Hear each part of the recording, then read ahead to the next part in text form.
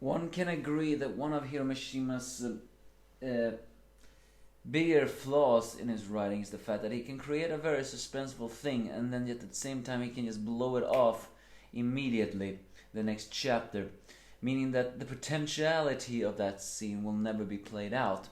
And while I can say that there are some limits where, well, at least he is getting rid of them quicker than other people, because some people keep on having that potentiality and then just it turns out to be a letdown all along. He is killing them off before we even get to feel, well, any of that stuff. Like, so I'm just, so I guess what I'm trying to say is we as the readers of Eden Zero chapter 208 are kind of in the fence here.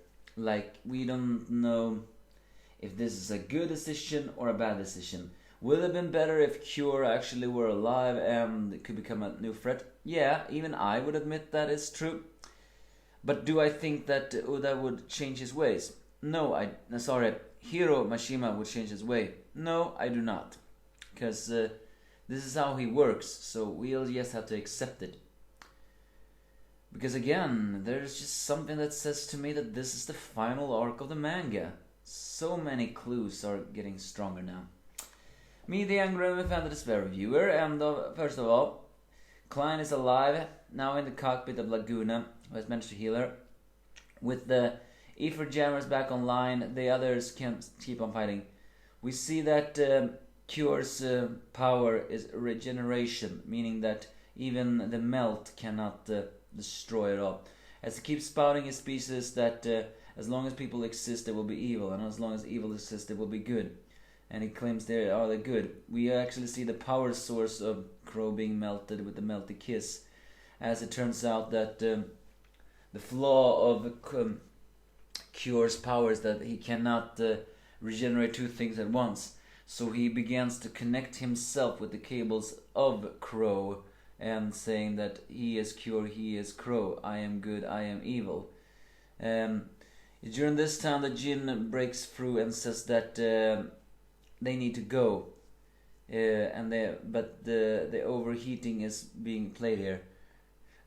And even though Holy wants to end it all, it's Jin who stops and says, we'll take care of the rest. I'm pretty sure ending your life here is with him is not what you wanted. As we see that the Crow is getting out of control, we see the image of Crow talking with Cure, calling all these human powerless, and for the great Crow. It's unknown if he's actually talking as Crow would talk or if this is his true personality. But given the fact that he created Crow, yeah, this is probably his true personality. It's during this time though that, to everyone's surprise, that Eraser appears and managed to erase a great deal of Crow's power. Confirming though that while his eraser power is powerful, it does have a limit, saying that he cannot erase everything of Crow and all at the same time, but it does expose a core.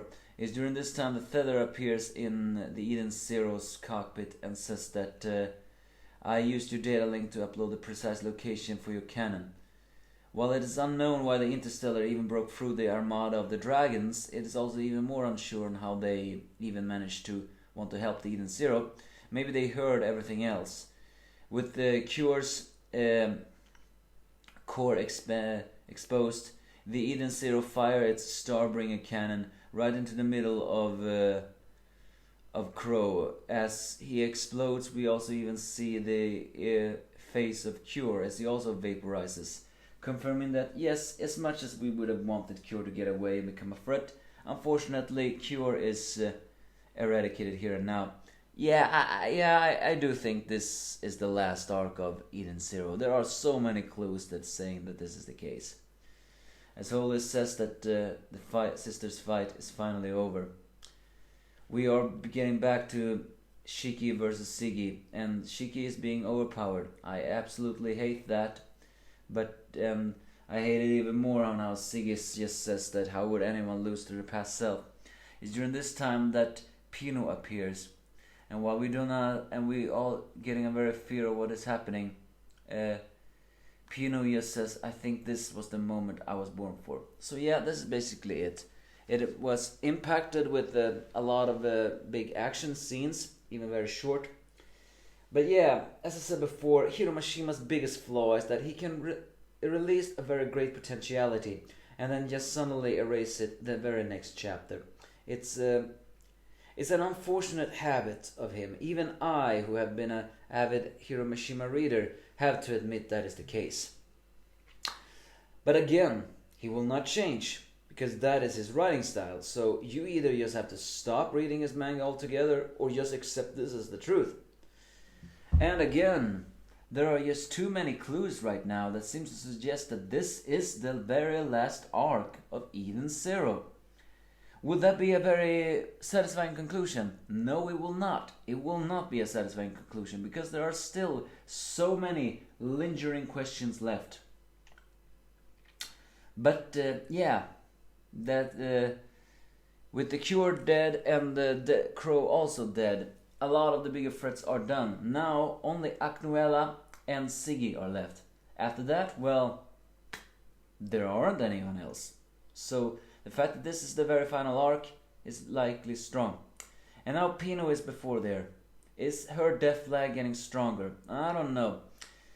But will we find out that missing memory? Something that Siggy is refusing to say or do not know?